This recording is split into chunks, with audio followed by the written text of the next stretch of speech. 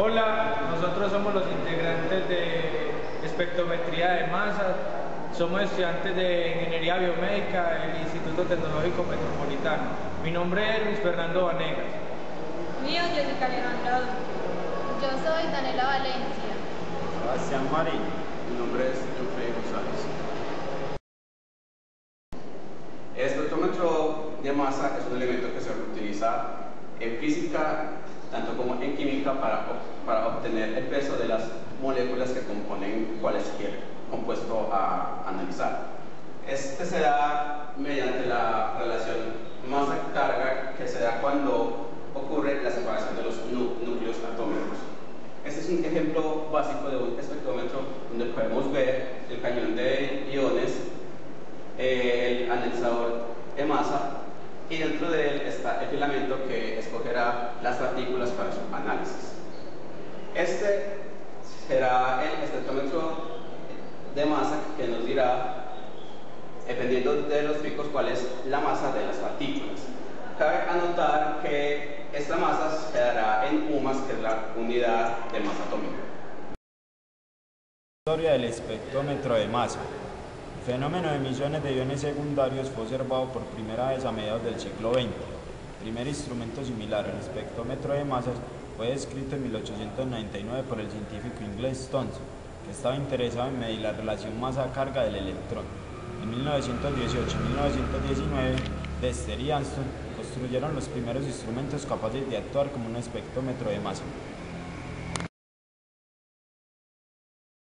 El espectrómetro de masa funciona de la siguiente manera.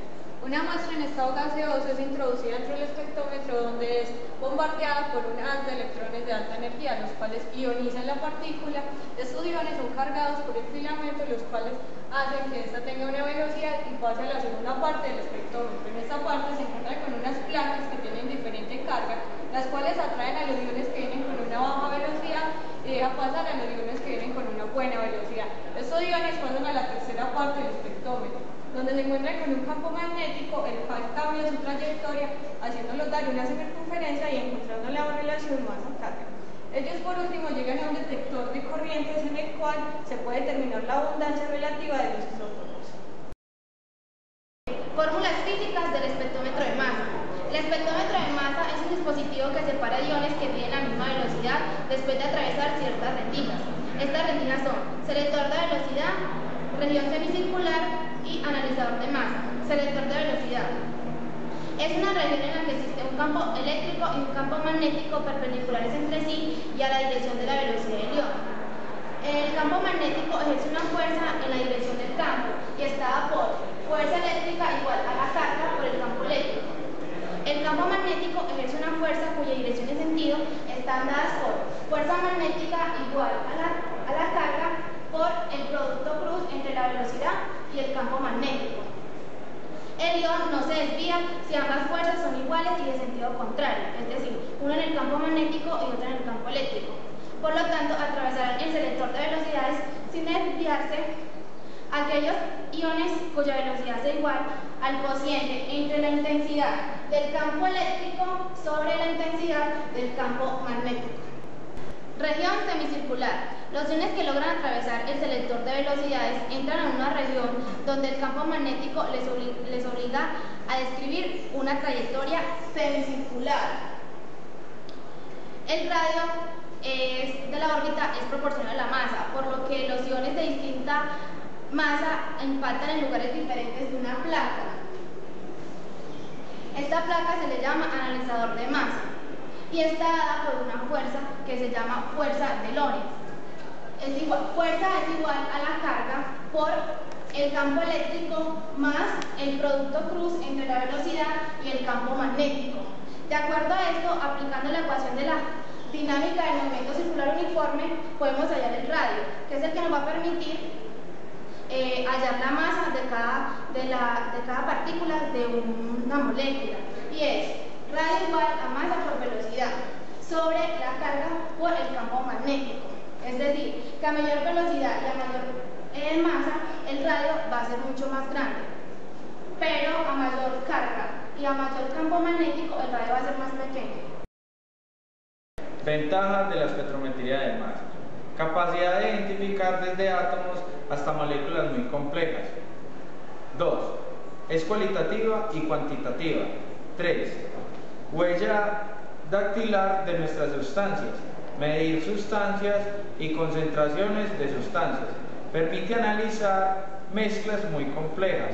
Posee una gran sensibilidad. Es universal y específica. Muestra sólida, líquida o gaseosa.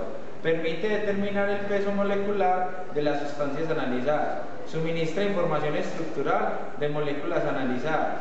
Suministra información isotópica. Es muy rápida. Técnica, en fin, muy evaluativa y automatizada. Pero también posee unas grandes desventajas, que son la necesidad de dispersión de la muestra en fase por vapor de descomposición, lo que implica a la sustancia analizada sea volátil, termoestable. Es una técnica muy destructiva. Es necesario una alta velocidad. Dificulta la operatividad y dificulta el análisis de sustancias de alto peso molecular. Determinar adulteración de la miel de abejas. Detectar e identificar el uso de fármacos en atletas de alto rendimiento. Monitorear los gases de la respiración en pacientes durante una cirugía.